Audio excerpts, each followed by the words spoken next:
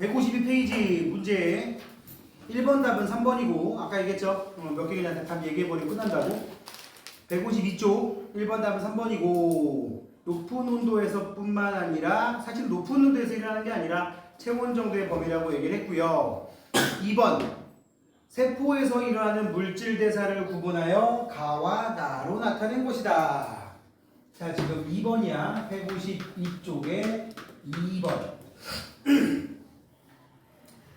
세포에서 일어나는 물질 대사를 가와 나로 구분했는데 가는 포도당을 쪼개서 다른 거 만드는 거 보니까 작은 거가 만들어지는 이화 과정이고요. 나가 큰 거를 만드는 동화 과정입니다. 묶어서 물질 대사라고 얘기를 했고요. 기억 자리에 들어갈 게 뭐야? 기억 자리에 들어갈 게 생체 촉매인 효소라는 거지. 이게 물질 대사이기 때문에 자, 가는 동화작용이 아니라 가가 이화작용이 되겠고요. 에너지 방출로 돼 있지? 나는 작은 분자로 큰 분자를 합성하는 과정이다. 오케이. 기억은 생체 촉매로서 화학 반응 속도를 빠르게 합니까? 네. 정답은 니은. 얘 생체 촉매라고 했고요. 그죠? 생체 촉매의 역할은 무조건 하는 일이 뭐라고? 활성화 에너지를 낮춰서 반응 속도를 빠르게 하는 역할. 이게 생체 촉매 역할입니다. 정답은 니은 디귿이고 3번 정답은 1번. 지금 그림에다 써. 흡열 반응. 무슨 반응? 흡열 반응이 되겠고 이와 같은 에너지 변화를 나타내는 반응은 기억이 맞았고요. 동화지 동화. 응? 아밀레이스에 의해 녹말이 어떠한 분해된다 그러면 내려와야 되는 거고 포도당이 분해돼요. 이것도 틀렸지. 답은 기억이고 4번에 그림은 일단 이화야. 이화. 그리고 단계적으로 나타났어. 단계적. 따라서 물질 대사의 일종이고요. 포도당이 생명체 내에서 세포 호흡으로 산화될 때 참고로 산화 환원은 아마 다음 주에나 진도를 나가게 될 텐데 물질이 공기 중에 산소랑 화학 반응을 하는 과정을 말하는 건데 우리 연소라고 하는 반응이라든지 세포 호흡도 전부 다 산화 과정이라고 공통적으로 얘기할 수가 있습니다. 자, 이 산화 과정에는 크게 두 가지 산화가 있는데 한 개는 쌤이 얘기할 거고 한 개는 지우가 얘기해 줄 거야. 응? 산화 과정에 두 가지 산화가 있거든. 자, 마음의 준비를 해. 응? 긴장한데? 긴장할 필요 없어. 산화에는 두 가지가 있는데 하나는 내가, 하나는 얘가. 배울 줄 아는데 감각이 뛰어난 친구라서. 산화에는 크게 빠른 산화. 그렇지. 두 가지가 있단 말이야. 기가 차지. 얘가 빠른 산화고 얘가 느린 산화라서 하는 얘기야. 빠르게 결합하다 보니까 열과 빛이 방출되는 경우고요. 이건 느리다 보니까 그러다 보니까는 열과 빛이 나진 않죠? 그지? 자, 왼쪽 게 느린 산화의 일종인 세포 호흡이고 4번이야. 오른쪽 게 빠른 산화의 일종인 연소라고요. 자, 세포 호흡은 연소보다 높은 온도 땡. 다량의 에너지를 한꺼번에 이것도 연소에 대한 설명이고 세포호흡과 연소의 결과 방출된 에너지의 총량은 똑같습니다. 단계적으로 내려가도 이만큼이고 한 방에 내려가도 이만큼이고 똑같은 거야. 답은 4번. 세포호흡에는 촉매가 관여하고 연소는 촉매가 관여하지 않습니다. 둘 다 에너지를 방출하는 과정이라서 5번도 틀렸고요. 정답은 4번이고 5번. A, B, C, D에 들어갈 단어를 옳게 짝지은 것은 생명활동을 유지하기 위해 생명체 내에서 일어나는 모든 화학 반응을 물질대사라고 하는데 이 생명체는 뭐를 통해 물질대사를 통해 에너지를 얻고 어쩌고 화학 반응에서 활성화 에너지를 낮추어 화학 반응 속도를 증가시키는 물질을 촉매라고 하고 효소가 이러한 역할을 한다. 정답 2번이네. 6번도 아까 했던 거랑 똑같지. 6번. 기억은 효소가 즉 촉매가 없을 때, 니은은 효소가 있을 때가 됩니다. 먹은 것도 우리가 틀리면 쌤은 배고프면 틀립니다. 그래가지고 가끔씩 저녁에 밤 11시에 집에 가잖아. 그럼 이제 막 허기질 거 아니야. 허기지면 배가 되게 트림하는 편이라서 집에 가서 이제 현관 물고 들어갔다가 내가 트림을 하면 항상 딸님이랑 하는 말이 있거든. 진짜 뭐 먹고 왔냐? 배고파서 그래. 배고파서 살면서도 몰라. 지금 배고파서. 자, 아무튼 이제 끝나고 뭔가 수습을 좀 해야 되지 않을까. 효소가 없을 때가 기억이고 니은이 효소가 있을 때가 되는 거라고요. 알겠지? 자, 정답은 2번이 됩니다. 바뀌었어요. 위에 게 효소가 없을 때, 밑에 게 효소가 있을 때. 그 다음 7번.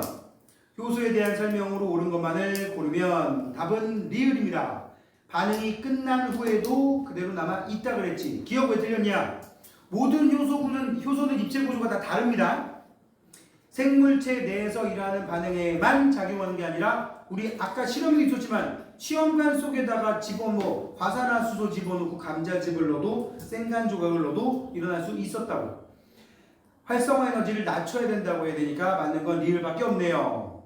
그 다음 8번. 보기 중에 효소인 거. 이 반응이 짝짝짝 단계적으로 진행되고 처음으로 돌아오면 원래 모양 그대로 남아있는 거. B가 효소겠지, 그지? A는 반응 물질이라고 하고 C를 생성 물질이라고 합니다. 정답은 효소인 거 B. 그렇게 생각한 근거는 반응 후에도 변하지 않기 때문이다. 9번. 이에 대한 설명으로 옳은 것만을 보기에서 인대로 고른 것은 이 반응은 에너지를 흡수한다가 아니라 방출한다가 되겠고 B는 동화작용이고 A와 B가 결합하면 활성화 에너지는 낮아지게 됩니다. 그지? 총매니까. 참고로 우리 지난주랑 요번주에 하는 것까지 해서 다음주에 또 쌤이 토요일날 퀴즈를 실어 놓을 테니까 밴드에다가 풀이하세요. 지금 고등학교 형들 누나들이 그 내신 기간이라서 쌤이 조금 문제를 못 만들었는데 이번 주부터 다시 만들 테니까 만들어 놓고 내가 문자 날릴 테니까 푸세요 라고 문자가 오면 그때 밴드 들어가시면 됩니다. 아니면 공지가 뜨든가 하겠지. 자, 그 다음 10번. 효소의 주성분은 뭐냐? 단백질이라고 쓰고 그래서 열에 약하다라고 쓰세요. 뭐에 약하다? 시작됐구만. 그러면은 이 동네는 뭐 대도시에도 이렇게 난리가 나는지 모르겠어. 선생님네 동네는 일요일 아침만 되면 있잖아. 아침마다 벌 쓰는 오토바이를 끌고 다니는 사람들이 떼거지로 돌아다닌다. 벌 쓰는 오토바이 알아?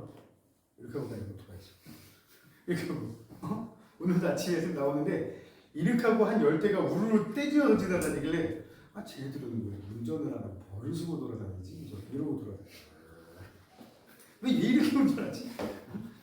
재밌나 보지 뭐. 그런 애들하고 그 뒤에 또 그냥 전형적인 오토바이인데 앞에 좀 장식을 많이 한 오토바이. 거의 방패가 막 이렇게 있는. 그것도 한 4-5대 돌아다니고 소리 더럽게 울어내서. 이 동네 만만치 않은 것 같아. 근데 이 동네 다 배달 오토바이잖아. 벌쓰는 오토바이가 아니고, 그지? 자, 아무튼 단백질. 효소의 주성분은 단백질. 그래서 열에 약하다. 이 자료를 통해 알 수 있는 게 뭐야? 기질, 특이성. 딱 이 5글자로 끝나죠? 기질, 특이성. 효소는 특정 기질하고만 반응한다라는 거. 자, 그럼 12번. 기억에다가 뭐라고 쓸까? 밑에 표에. 12번에 밑에 기억. 변화 없음. 그치? 왜? 아무것도 안 넣었으니까. B는? B에서는 니은에서는 뭐야? 기체가 발생한다. 기체 또는 기포가 발생한다. 그 다음에 불씨의 변화. 불씨가 다시 살아남. 이것도 불씨가 다시 살아남. 여기서 발생하는 기체가 뭐라고? O2. 불씨 살아나는 것도 O2. 산소 때문인 거라고. 알겠지? 자, 그래서 옳은 것은 답은 5번입니다. 감자 조각과 생간 조각에 들어있는 효소는 활성화 에너지를 낮춘다. 그 이름 뭐였냐면 아까 카탈레이스라고 써 있었습니다. 효소 이름 하나 알고 가자고요. 그 다음에 14번 똑같은 문제야.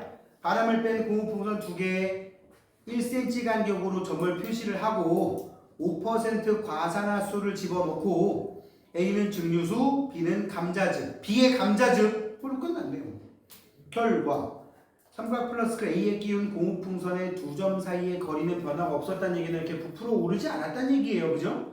삼각 플러스 B에 끼운 거는 멀어졌다. 답은 기억, 니은, 디귿입니다. 아까 생간 조각 넣어도 된다 그랬지? 동물에도 또 감자즙 대신에 무즙을 쓰는 경우도 있어. 상관없어요. 14번 효소의 활용 사례에 대한 설명으로 옳지 않은 거 1번, 2번, 3번, 5번 다 맞고 고기에 키위를 넣으면 키위 속에 단백질 분해 요소. 고기 하면 단백질이야. 그지? 물론 지방도 많이 붙어있지만 답은 4번. 자 이제 155페이지 1등급 도전 문제로 가봅시다. 여기 있는 문제는 문제 퀄리티가 제법 됩니다. 155페이지에 1등급 도전 문제 1번부터 하나씩 보면 어떤 세포에서 일어나는 세포에서라는 말 때문에 우리는 이거 보고 생물체 내에서 일어나는 물질 대사입니다 라고 알고 있으면 되겠지? 이에 대한 설명으로 옳은 거 가는 에너지가 흡수되는 가는 동화작용이고요. 나는 이화작용이란 말이야. 이화. 따라서 나는 가는 에너지가 흡수되는 반응이다. 맞겠고 나는 여기 봐. 나는 이화니까 뭐가 되는 거야? 에너지 많은 게 에너지 적은 쪽으로 내려오는 거예요. 따라서 반응물의 에너지가 생성물의 에너지보다 많다라고 해야 됩니다. 크다라고 해야 됩니다. 가와 나는 모두 체온 범위. 왜?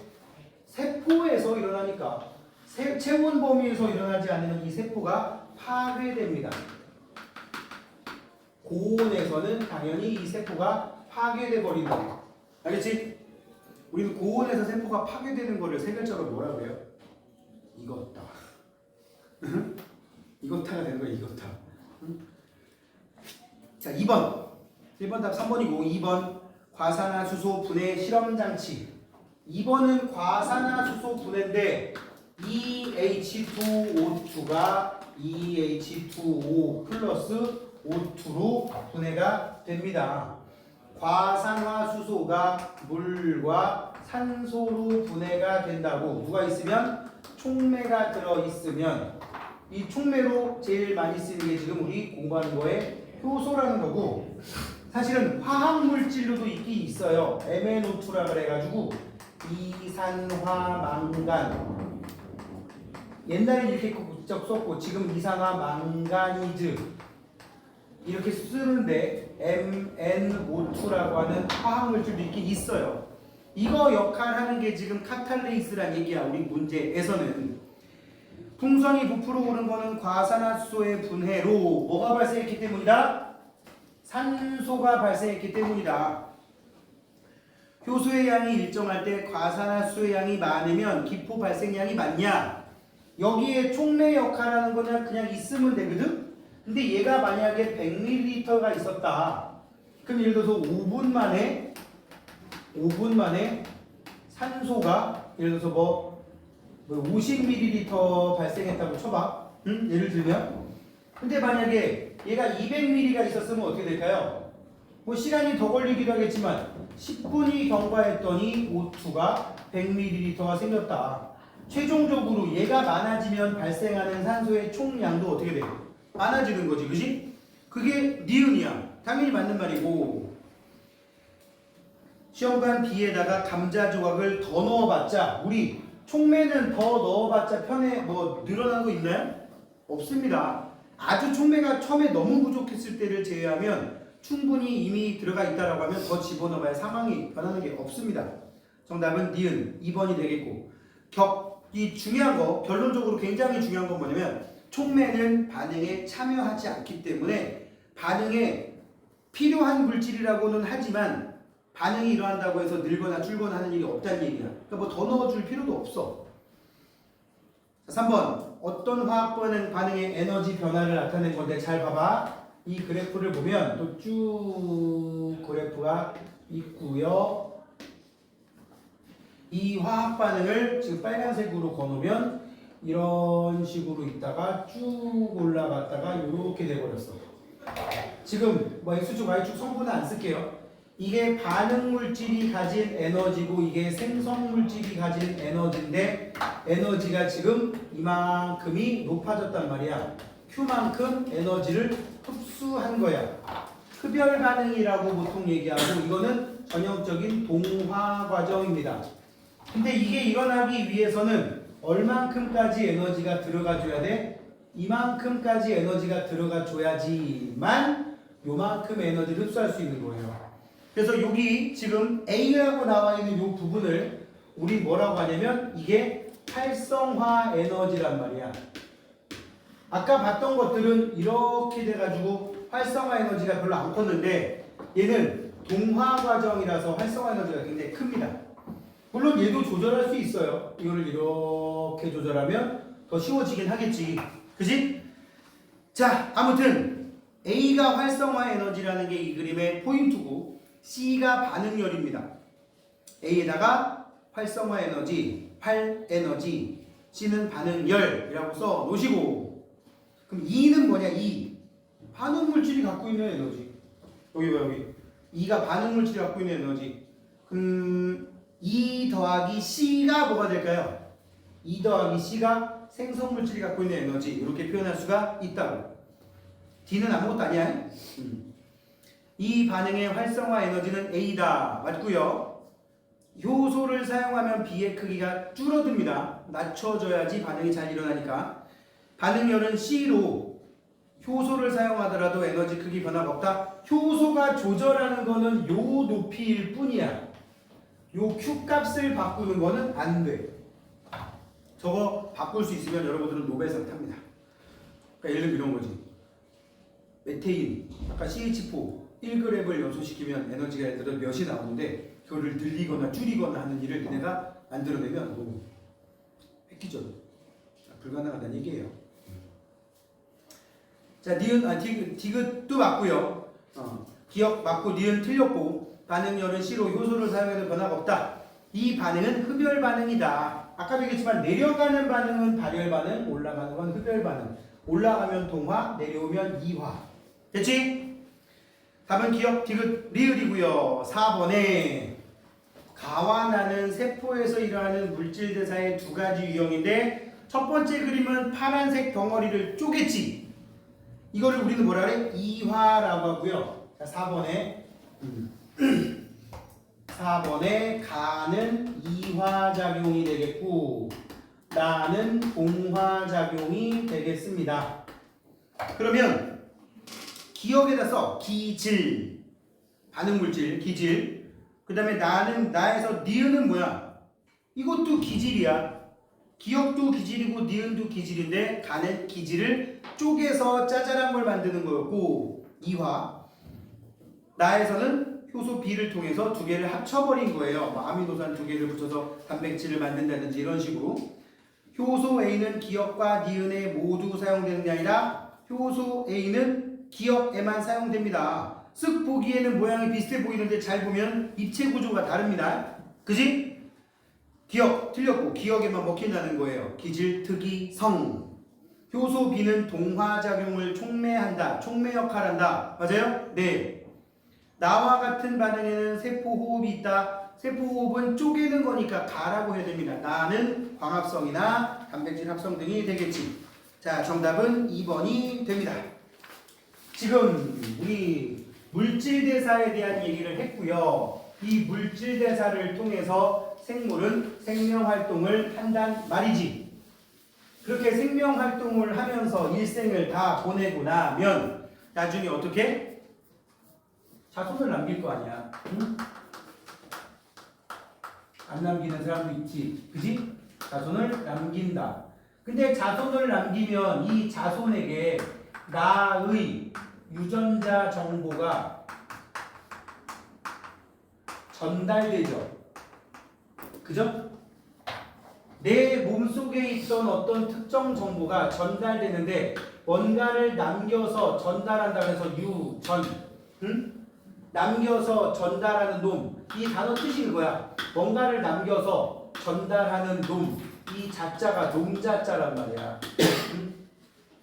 유전자라고 부른다고. 이 유전자가 어디에 들어있어? 세포의 핵 속에. 세포의 핵 속에 염색체가 들어있고요. 염색체는 풀어지면 염색사가 되고요. 염색사는 그 속에 DNA 이중 나선 구조로 되어 있고요. 이 DNA 이중 나선 구조에 군데에 염기서열이라는 게 배열되어 있고, 무슨 서열? DNA 염기서열. 그 염기서열에 들어있는 정보가 나의 유전 정보를 담고 있다고. 머리카락이 곱슬이다, 직모다, 피부가 까맣다, 하얗다, 키가 크다, 키가 작다, 수염이 많이 난다, 수염이 안 난다 등등등에 대한 정보를 갖고 있는 거라고. 자, 해석을 해볼게요.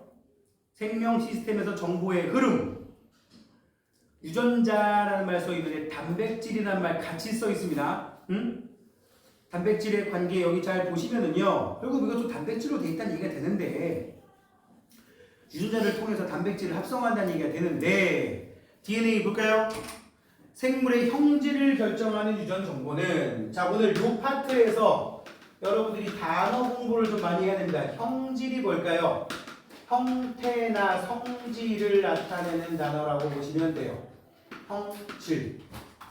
까맣다, 하얗다, 크다, 작다, 길다, 땅땅하다 이런 거, 뭐 모양과 크기라든지 색깔. 일단 이게 제일 많이 쓰이는 유전 형질이라고 보시면 됩니다. 둥글다, 쭈글쭈글하다, 크다, 작다 이런 식으로, 노랗다, 파랗다 뭐 이런 식으로.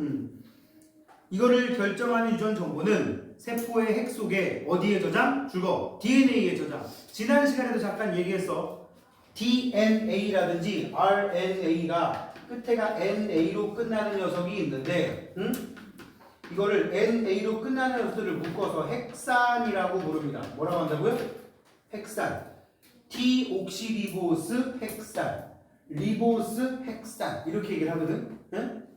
선생님이 지난번에 얘기했던 거 다시 한번 소환을 해보면, DNA라는 핵산은 유전 정보를 저장한다. 지금 또 나온 거죠? 유전 정보를 저장한다 그랬고, RNA라는 핵산은 유전 정보를 전달하거나 이걸 통해서 특정한 정보를 끄집어내는, 번역을 한다라고 얘기를 했어요. 그죠? 지난번에 전달하는 RNA를 mRNA라고 얘기를 했고, 번역하는 RNA를 tRNA라고 얘기를 했습니다. 이 mRNA는 코로나 때 자주 나왔던 단어라고도 얘기했었죠, 선생님이? 뭐 아스트라제네카, 또 무슨 뭐 파이자 백신, 그래가지고 백신이 mRNA 백신이라 해서 그 코로나 바이러스에 맞서 싸울 수 있는 항체를 몸에서 만들 수 있는 설계도를 전달하는 RNA를 갖고 있는 백신이라고.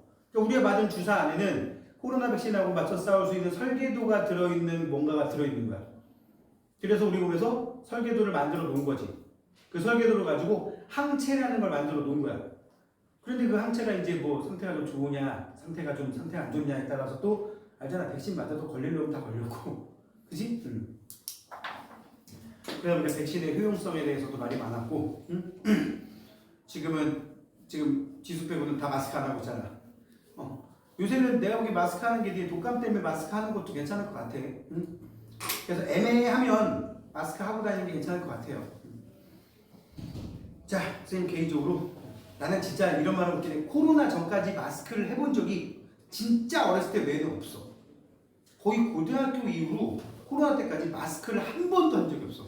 심지어 황사가 심하다고 해도 절대 안 합니다. 왠 줄 알아? 수염 때문에 거슬려. 알지? 수염이 이 정도 있는 상태에서 마스크를 하면 이렇게 알지? 그 걸리는 느낌이잖아. 섬유질하고 걸리는 느낌. 답답하고. 코로나 때 억지로 한 거지 뭐. 자, 아무튼 이 형질을 결정하는 유전 정보는 세포의 핵 속에 DNA에 저장되어 있다. 그래서 유전자라는 건 DNA의 특정 부분을 말하는데, 이렇게 뭐 AAA로 배열되어 있으면 이거는 유전자의 어떤 뜻을 갖고 있고, A, B, C로 되어 있으면, 사실 이렇게 표현 안 하지만 이렇게 표시되어 있으면 또 다른 정보를 갖고 이런 식으로 저장이 되어 있다고요. 자, 그림 보시면 염색체를 풀었더니 꼬불꼬불한 꽈배기처럼 돼버렸어요. 염색사라고 부르고요. 여기 써있지도 않아요. 염색사를 더 풀어 헤쳤더니 단백질 입자를 감고 있는 실구조가 만들어지고 있고요. 그걸 더 풀었더니 그 속에 뭐 이중 나선 구조로 꼬여 있는 구조가 만들어져 있어요. 그죠? 이걸 DNA 이중 나선 구조라고 하는데 그 안에 들어있는 이러한 정보는 이러한 유전자를 갖고 있는 거다. 저런 건 저런 유전자를 갖고 있는 거다. 그 속에 단백질 A가 들었냐, 단백질 B가 들었냐, C가 들었냐, D가 들었냐 이런 것들에 따라서 유전 정보가 달라지는 거라고. 괜히 오른쪽 설명 중에 두 번째 거 줄을까요? 각 한 분자의 DNA에는 수많은 유전자가 들어있다. 그러니까 DNA가 이만큼 있으면 이 속에 키에 대한 유전자, 피부색에 대한 유전자, 머리과 곱슬에 대한 유전자, 또 홍채의 색깔에 대한 유전자 등등등 굉장히 많이 들어있다고. 그리고 특정 단백질에 대한 정보가 들어있다. 이게 선생님 말한 거야. 키에 대한, 눈동자 색깔에 대한 뭐 등등등. 그리고 이제 그 밑에 별표돼 있죠? 유전자에 저장된 유전 정보에 따라 다양한 단백질이 합성되고 이 단백질 때문에 다양한 형질, 다시 말하지만 모양, 크기, 색깔 등이 나타난다. 이 나타난다라는 거를 우리는 또 유전에서는 뭐라고도 표현하냐면 발현된다라고도 한다고. 발현된다. 이게 무슨 뜻이에요? 외부로 나타나게 발생한다. 출현하게 된다. 발생해서 외부로 드러나게 된다고. 이런 말 쓴다고요. 나타난다, 발현된다. 이 말도 좀 많이 쓰는 편이니까 익숙하게 알아보시기 바라고. 밑에 보면은 갈색 눈동자 유전자에서 많은 멜라닌 색소가 합성이 되면 많은 양의 멜라닌 색소 때문에 갈색 눈동자가 만들어지는데 파란색 눈동자 유전자를 갖고 있으면 적은 양의 멜라닌 색소를 합성합니다. 그래서 멜라닌 색소가 적으면 파란색으로 보이게 된다는 거야. 그지? 저 친구는 멜라닌 색소를 많이 만든다고 하는데 왜 눈동자가 파란색일까? 서클렌즈 낀 거지. 웃으라고 했는데 반응이 없네. 진짜. 예전 쌤 대학생 때 동아리 여자애가 진짜 서클렌즈 끼고 온 거야. 바로 욕했어. 바로 욕했어. 무서워 이년아. 따가. 아니 동양인 여자가 색깔이 막 이상한 걸 끼고 있으니까 적응해야 되더라고. 자, 지금도 한잔 하면은 그 얘기를 하더라고. 선생님 나이 차이 별로 안 나는 여자 후배가 있는데 걔가 가끔씩 그때 네가 나한테 욕했지? 막 이랬던. 나도 모르게 튀어나왔어. 그때 내가 생각해봐. 거의 근 30년, 한 27년 전, 8년 전인데 그때 서클렌즈 끼고 학교에 온 아줌마 있다고 생각해. 그때는 아줌마가 아니었지. 그렇다고요. 유전자 때문에 이런 식으로 홍채 색깔이 다른 겁니다. 뭐의 색깔? 홍채. 여러분 그 눈 구조, 귀 구조 배웠기 때문에 홍채, 동공 이런 말 알지? 그 밑에 그런데 유전자에 이상이 생기면 효소가 결핍되거나 세포를 구성하는 단백질이 정상적으로 만들어지지 않아서 유전 질환이 나타날 수가 있더라. 그래서 이럴 수도 있어요. 부모님은 다 갈색 눈동자나 검은색 눈동자를 갖고 있는데 자식이 갑자기 어떻게 파란색 눈동자를 가질 수 있어. 심지어 동양인인데도 불구하고. 그거는 그냥 유전 질환인 거야. 사는데 큰 지장은 없지 않을까? 그런 사람들이 꼭 세상에 이런 일이 언제 나오죠. 예전에 얼핏 TV 잘 보진 않는데 아주 옛날에 빨간 머리인 사람 봤어. 나왔어 TV에. 그러니까 집안에 아무 문제도 없는데 그냥 머리가 빨간색인 거야. 머리카락이. 딱 봤을 때 시뻘건 게 아니라 딱 봐도 이건 염색한 거 같이 보이는 빨간 머리지. 응? 그래가지고 중고등학교 때 여자분이었는데 중고등학교 때 선생님들이 맨날 두발 단속하면 걸려가지고 너희 염색 어디 싸가지 염색 대본인데요. 어디서 사기를 쳐? 한국 사람이 말일 때 되는 거지. 문제는 눈도 있었어 그때. 이거 진짜 홍채 색깔이 파란색이었나? 초록색이었나? 근데 그 아줌마가 딸을 낳는데 딸도 그래. 그러니까 둘이 약간 그 전형적인 한국 사람들 사이에서 소외감을 느끼는 거야. 그런 거는 이제 유전 질환이라고 얘기를 하는데 요새 같으면 일부러도 하잖아요. 그렇지 않나? 자, 아무튼 그렇게 유전 질환이 생기는 게 유전자에 문제가 생기면 일어날 수도 있더라. 자, 이제 유전 정보의 흐름으로 갈까요? 아까 얘기한 거. 세포에서 유전 정보가 DNA를 거쳐서 뭘 거쳐서? 자, 세포 속에 핵이 있습니다. 세포 속에 핵이 들어 있고요. 이 핵 속에 뭐가 들어있다냐면 핵 속에 DNA가 들어있단 말이지. 응? DNA는 이 속에 유전 정보를 저장하고 있어요. 이 핵 속에 염색체에 들어있습니다.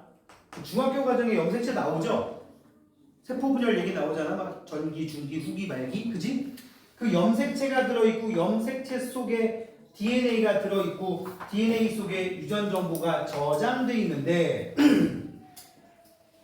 핵 속에 보통 이렇게 점 찍어서 인이라고 얘기합니다. 뭐 핵막과 인이 사라지고 뭐 이러면서 세포 분열이 일어나는데 DNA 속에 저장돼 있습니다. 이 저장돼 있는 걸 밖으로 끌고 나오는 게 뭐라고? RNA가 되는 거라고. RNA가 핵 속에서 유전 정보를 끌고 나오는데 복사해서 끌고 나오는데 전달하기 위해서 복사하는 것을 전사라고 부릅니다. 참고로 이 세포의 핵 속에 저장돼 있을 때도 계속 시간 지나면 이게 조금 상태가 안 좋아지니까 계속 새롭게 리메이크, 계속 뭐라 그래야 돼? 계속 업데이트를 해. 그래서 세포의 핵 속에서 일어나는 과정은 그 밑에 있어. DNA라고 지금 보라색 박스로 되어 있고요. 지금 여기다 쓸게요. 계속 스스로 복제를 합니다. 아, 그럼 세포도 죽어나가니까. 이거를 외부로 전달하기 위해서 하는 과정을 전사라고 부른다고. 전사. 써있나? 써있네. 이 전사에서 갖고 나가는 녀석을 우리는 뭐라 부른다고? RNA라고 부르고요. RNA가 전사를 하게 되면 이 녀석을 어떻게 한다고? 이 녀석을 번역을 한다고. 번역을 하는 장소가 세포 내에 리보솜이라는 녀석이야. 밑에 그림에 있죠? 그럼 이렇게 해서 번역하면 새로운 단백질이 만들어지는 거지. 이 단백질이 효소일 수도 있고 호르몬일 수도 있고 신체 조직일 수도 있습니다. 알겠습니까? 이 복제는 자기 스스로 하는 거라서 보통 그냥 자기 스스로 계속 복제한다 이렇게 얘기를 합니다. 자, 볼게요. 생명 중심의 원리. 이 그림을 이제 말로 얘기를 하는 건데 세포 내 유전 정보가 DNA에서 RNA를 거쳐서 단백질로 전달된다고 하는 원리고요. 지금 DNA가 스스로 복제한다는 얘기겠죠? 거기 DNA 복제라고 쓰고 번역 밑에다가는 리보솜이라고 썼어야 되고 지금 써놨죠 여기다가. 그 다음에 거기서 단백질을 만드는데 그 단백질이 효소나 호르몬이나 우리 몸의 조직들이 되는 거라고요. 오른쪽에 써 있습니다. 전사 자체는 핵 속에서 하고 여기 봐. 이 속에서 복제, 이 속에서 전달하기 위한 복사, 전사를 해서 갖고 나가는 거야. 그러니까 전사도 핵 속에서 일어나는 거라고 보면 돼요. 어디까지가 핵 속이냐? 여기까지.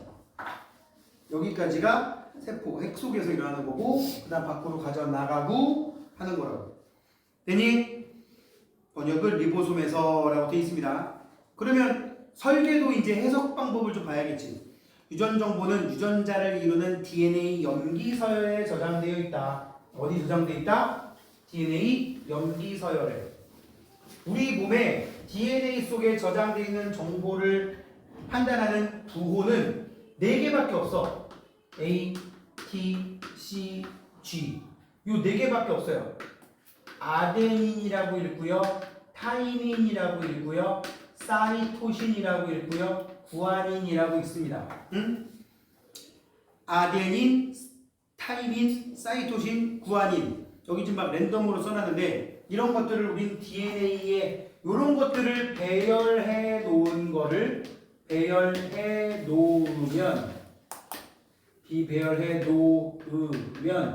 그게 유전 정보를 구성하는 거야. 이걸 그래서 우리는 정보를 저장해 놓은 거를 DNA 염기서열이라고 얘기를 부른다고요. 그래서 이렇게 할 수 있어. A, T, T, T 이렇게 저장할 수 있고요. 응? A, T, C, C, C, C, T, C, G 막 이렇게 저장할 수 있어요. 이거 랜덤이야 랜덤.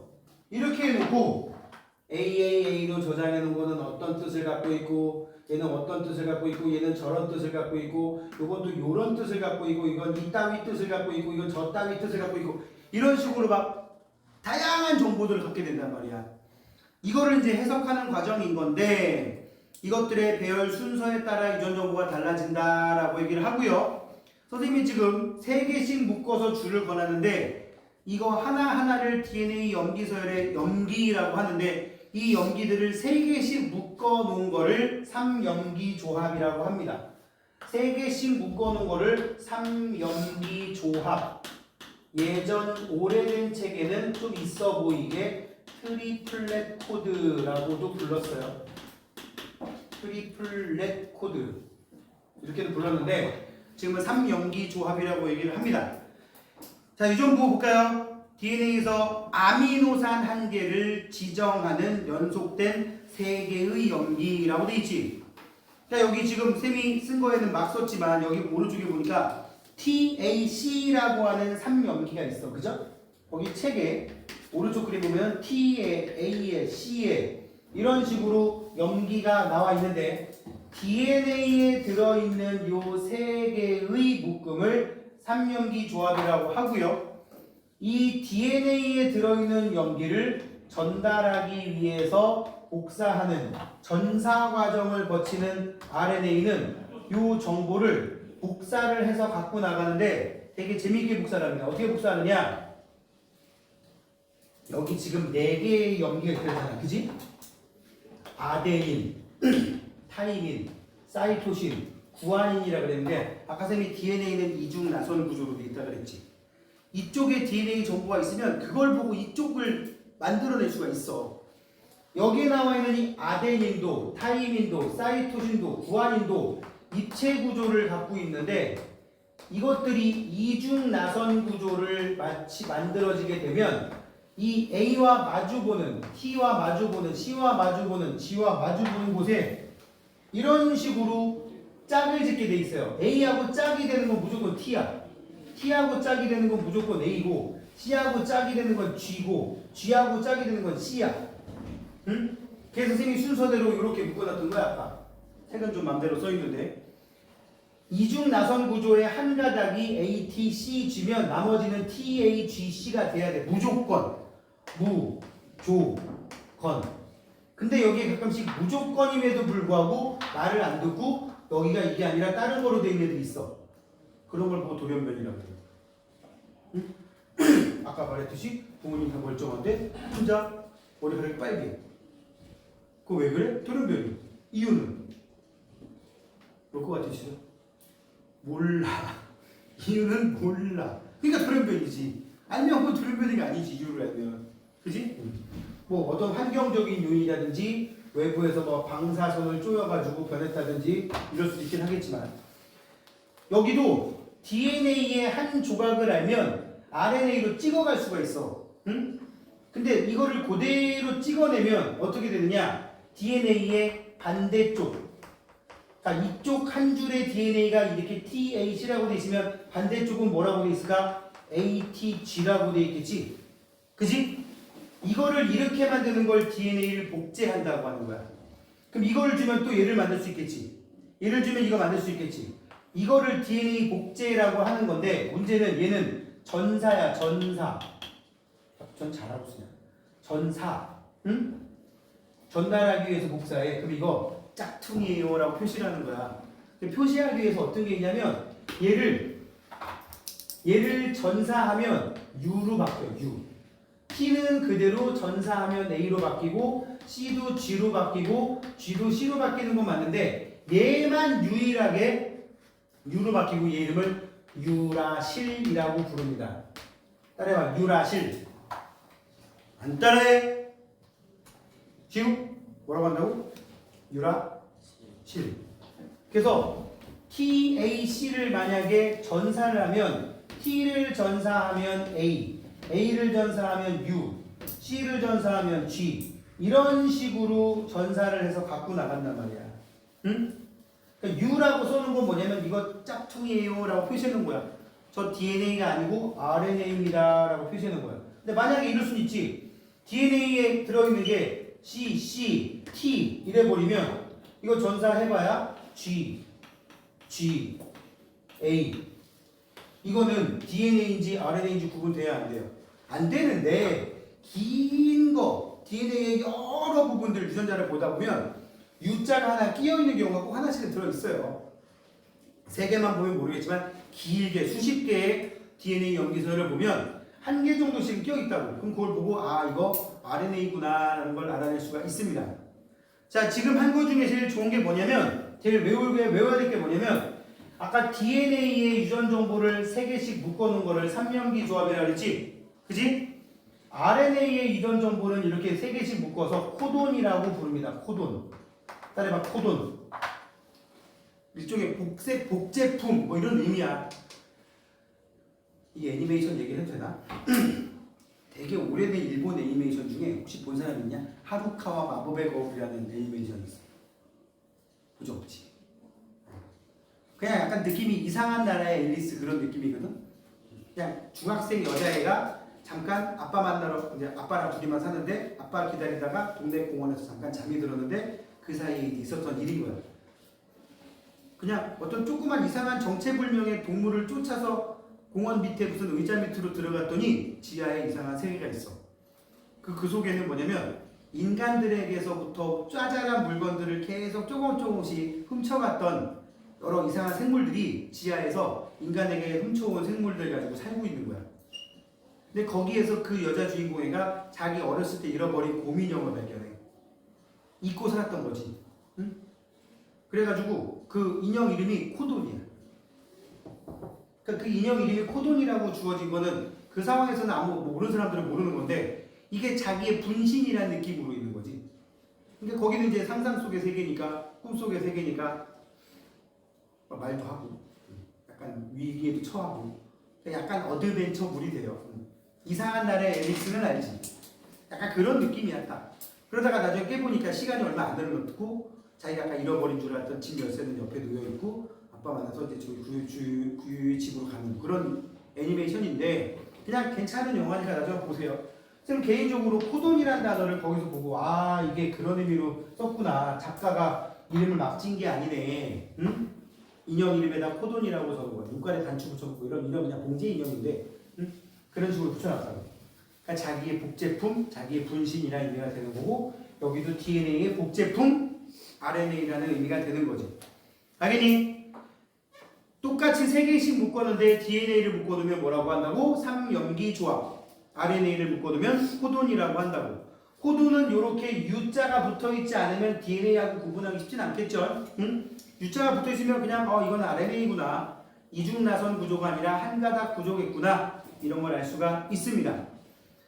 자, 3연기 조합과 코돈이라는 말 기억 잘 하시고 이런 유전보호는 지구상의 거의 모든 생명체에게 동일한 유전보호로 쓰인대요. 심지어 날아다니는 날파리, 응? 지렁이, 니네 유전보호가 다 똑같이 쓰인다고. 여기서 나와 있는 아데닌, 타이민, 사이토신, 구아닌 요 조합으로 인해서 DNA의 유전보호가 저장돼 있고 RNA를 통해서 전달되고 그게 복제되고 하는 과정이 지구상 거의 모든 생물체에 그대로 먹힌다는 얘기야.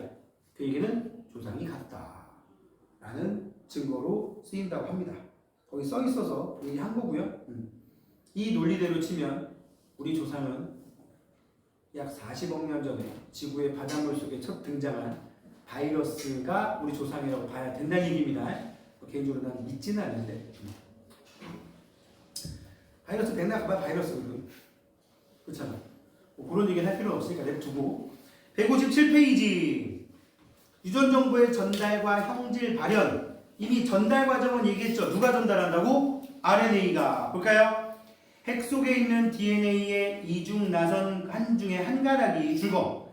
핵 속에 있는 DNA 이중나선 중에서 한 가닥이 염기의 상보적인 염기를 가진 RNA 뉴클레오타이드가 결합한다. 우리 앞에서 뉴클레오타이드라고 하는 거 있었던 거 알지? 그지? 무슨 뜻이냐면 그림 봐봐. 그림 바로 밑에 표 밑에 그림이 있는데 그림하고 위랑 왔다 갔다 할 거야. 그림이 있는데 DNA가 두 줄로 돼 있어. 여기 봐. 한 줄 있고 또 한 줄 있어가지고 막 표시돼 있지. 막 표시돼 있지. 그지?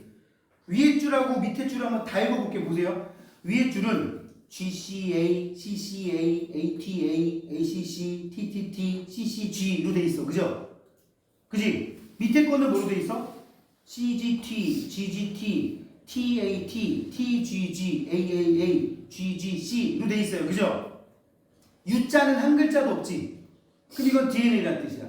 그런데 이 위에 줄 아니면 아랫줄 둘 중에 한 가닥을 복사해서 밖으로 갖고 나가려고 전사를 했어.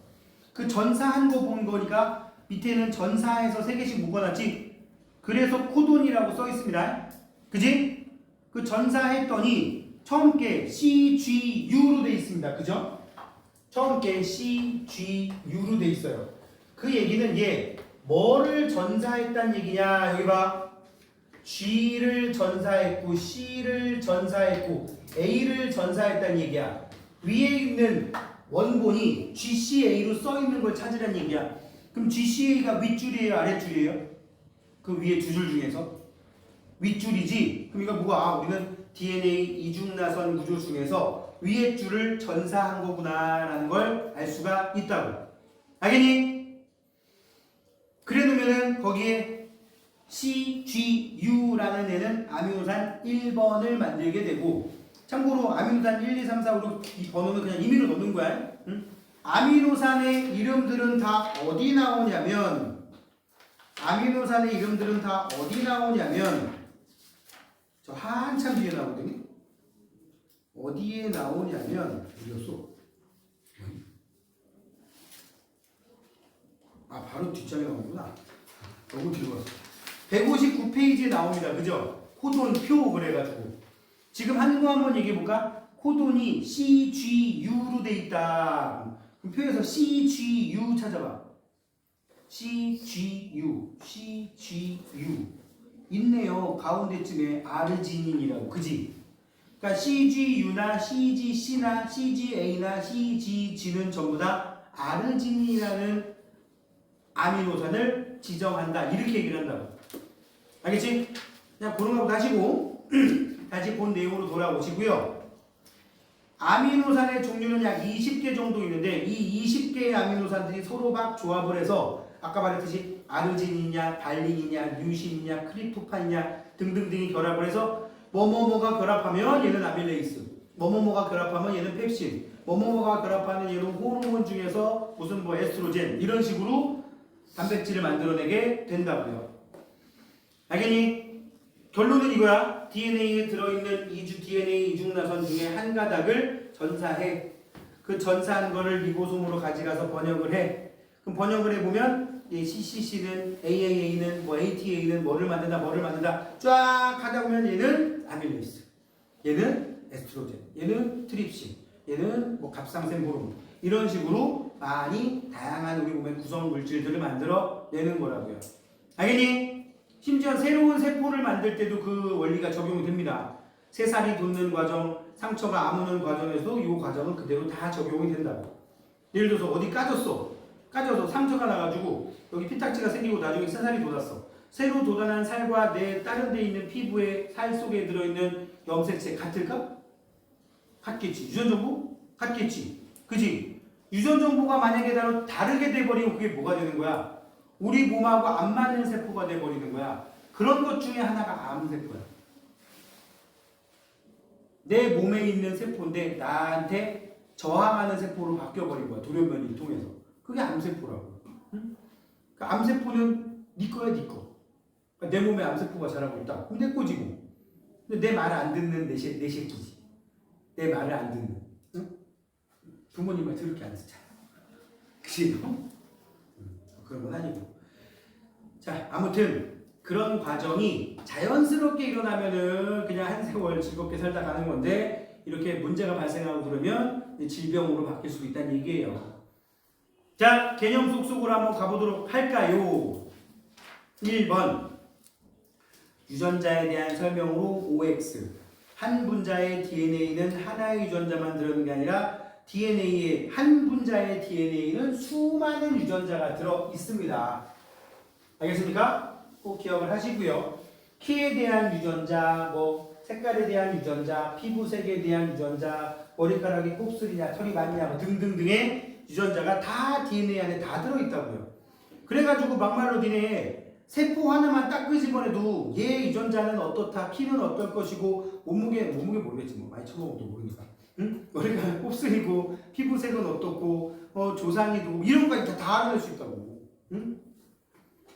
자, 그러니까 쉽게 말하면 니네 신체 조직 일부만 떼어내면 니네 다 털 수 있어. 응? 그렇지 않겠어요? 이론상 돈 많이 들겠지. 자, 그래서 1번은 X가 되겠고요. 1번은 2번. 유전자의 유전 정보는 DNA 염기 서열에 저장된다. 맞는 말이고요. 단백질은 유전자의 유전 정보에 따라 합성됩니까? 당연하지. 그 유전 정보가 아까 159페이지에 나와 있는 다양한 아미노산 이름들이었다고. 유전자에 이상이 생기면 유전 질환이 생길 수 있습니다. 2번. 그림은 세포 내에서 일어나는 유전 정보의 흐름을 나타낸 거다. A 밑에다 써볼까요? 전사. B는 번역. A 과정은 전사이고 B 과정은 번역이다. A 과정은 핵 속에서 일어나고요. B 과정은 세포질에 있는 리보솜에서 일어난다 그래서 소포체 주변에 막 동글동글하게 박혀있는 리보솜에서. 그리고 나서 이제 밖으로 나가게 되면 그게 혈관 따라 돌아다니면서 저기 가서 각종 호르몬들이나 효소의 역할을 하게 되는 거지. 항체가 되는 거죠. 3번 유전 정보의 흐름에 대한 설명으로 OX. DNA 유전자가 형질로 발현되려면 이렇게 나오잖아. 형질로 발현된다, 형질로 드러난다. 그런 모양, 크기, 색깔로 드러난다는 말을 형질로 발현된다라는 말 쓰고 있는 거라고. 맞는 말이고요. 그러려면 전사가 일어나야 된다. RNA의 유전 정보에 따라 리보솜에서 단백질이 합성됩니까? 네. RNA가 복사해서 나온 설계도라 그랬으니까 맞는 말이지. 사람의 유전자는 세균과 유전부 체계가 같아요. 그래서 세균에서 형질로 발현되지 않는다. 발현될 수 있습니다. 그래서 우리 몸에 필요한 그런 성분들이 있어. 예를 들면 뭐 인슐린이라는 호르몬이 있는데 사람이 예를 들어서 뭐 병이 발생해가지고 인슐린을 잘 못 만든다. 그럼 그 부족한 인슐린을 대부분 뭐라 그러나 인슐린을 그냥 약으로 섭취하는 경우가 있거든. 선생님처럼 이제 나이가 슬슬 들어가게 되면 나이로 인해 생기는 살짝 당뇨 같은 게 있어요. 그러면 인슐린이 살짝 부족하다는 느낌이 돼서 선생님 같은 경우는 요만한 알약 하루에 한 개씩 먹거든. 뭐 그냥 그것만 먹으면 그냥 하나 3분대 치자 먹고 어쩌다 하루 이틀 빼먹어도 티도 안 나요. 그런데 심한 사람들은 그걸 인슐린이나 호르몬을 주사로 자기 주사로 옵니다. 그러면 주사 놓을 때는 이 호르몬이라는 걸 직접 만들어 놨다는 얘기잖아. 주사기 안에다가. 그럼 그 호르몬은 누구 거야? 정한이 거 인슐린 뺏은 거야? 너 잠깐 와서 무슨 헌혈하는 것처럼 인슐린 좀 기부하는 거야. 이거 아니란 말이지. 그거 주로 합성해냅니다.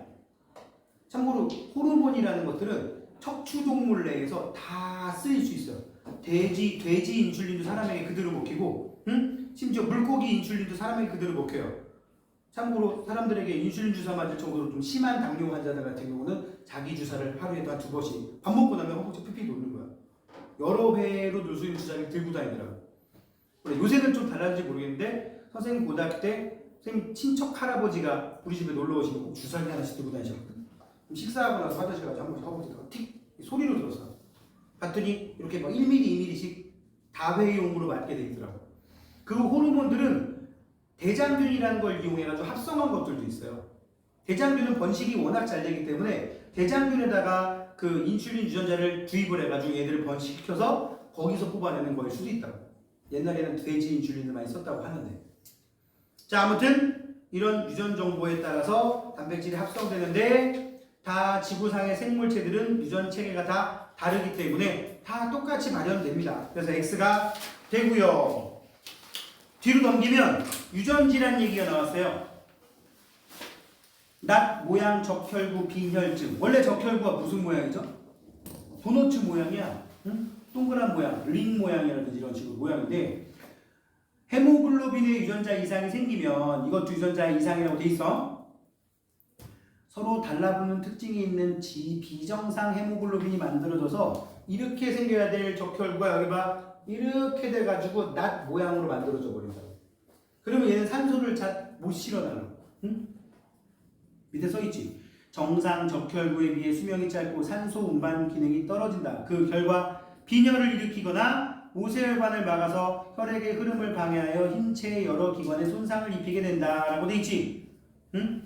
또 오른쪽에 페닐케톤요증이라 그래가지고 오줌에서 페닐케톤이라는 물질이 발견되는 건데 여기 페닐알라닌이라고 하는 그 페닐알라닌 분해 효소 거기에 유전자에 문제가 생겨가지고 뭐 효소가 만들어지지 않는다 이렇게 써있는데 그냥 뇌 조직이 손상을 받을 수가 있대요. 그래서 뭐 그 결과 지적 장애 등의 증상이 나타난다라고 되어 있는데 이게 전부 다 우린 이 병 이름이 중요한 게 아니고 유전자 이상으로 생기는 질환이다. 참고로 돌연변이에요. 이거 대응이 안 됩니다. 응?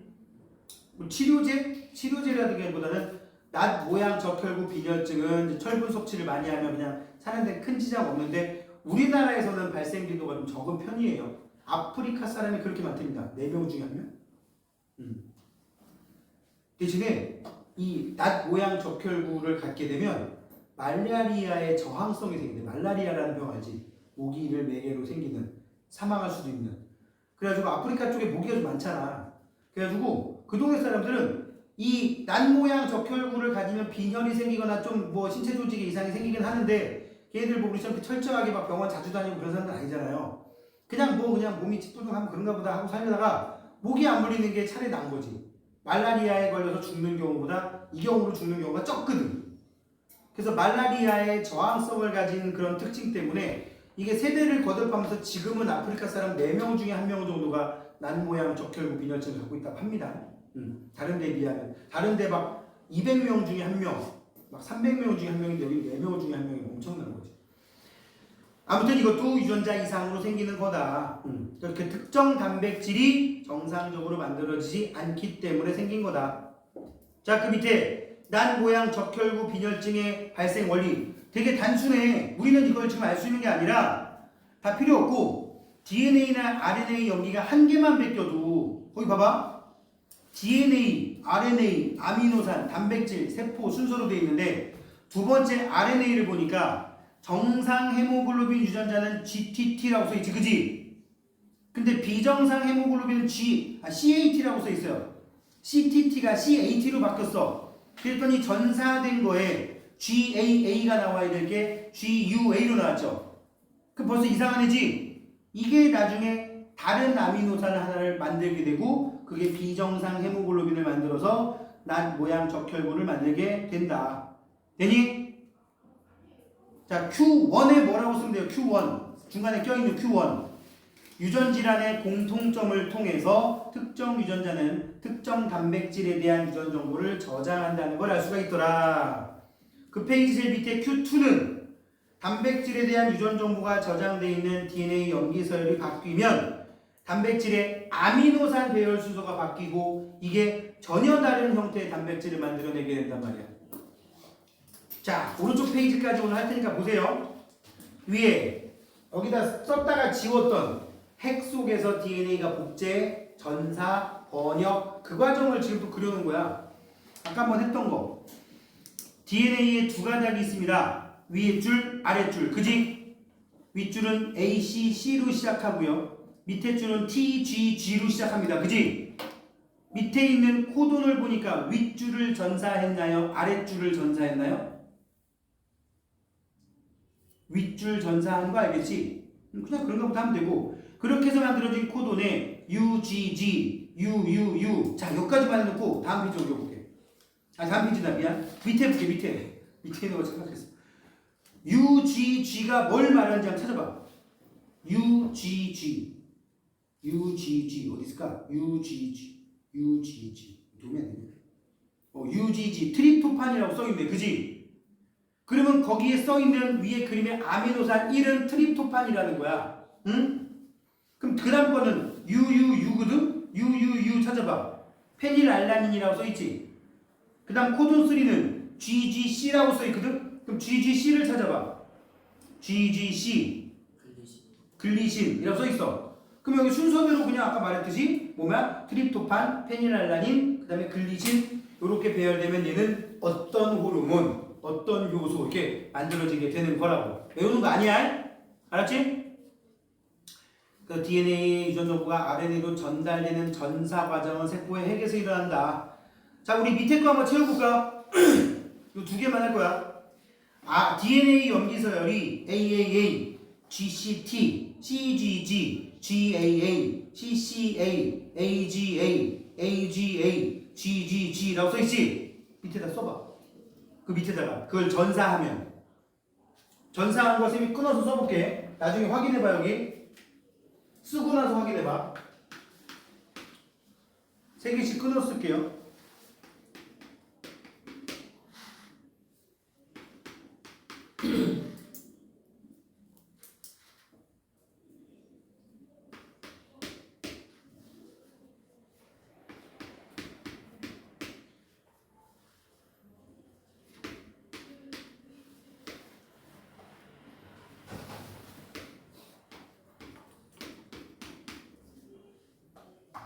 이게 답이잖아. 그치? 위에 거 전사하면 UUU, CGA, GCC, CUU, GGU, UCU, UCU, CCC 이렇게 되지? 그래놓고 이제 찾는 거야. 밑에 이제 아미노산 배열 순서. UUU는 아까 페닐알라닌. 그치? 밑에다 뭐라 쓰냐면 페닐알라닌. 그 다음에 이제 CGA는 뭐야? 아르지닌. 그 다음 건 뭐야? 알라닌. 그 다음에 류신, 글리신. 그 다음은 세린, 플로린. 이런 식으로 그냥 위에서 찾으면 돼요. 위에 표에서 외우는 게 아니고 그렇게 찾아서 아미노산 배열 순서를 맞춰보면 됩니다. 알겠습니까? Q2 했고요. 제일 마지막에 Q3. 전사 과정에서 DNA 염기 아데닌은 U, 유라실과 구아닌은 C, 사이토닌과 사이토신은 구아닌, 타이민은 아데닌과 상보결합, 상호 보완적 결합, 줄여서 상보결합이라고 하고 DNA 염기 서열의 상보적인 염기 서열을 가진 RNA가 합성된다. 자, 까지 오늘 하겠고요. DNA 뒤에 내신 탄탄 문제 숙제로 해오시면 되겠습니다. 163까지 되니? 자, 오늘 여기까지 하고 쌤이 그 퀴즈 올리면 10문제 올리면 문자 보낼 테니까 확인하시기 바랍니다.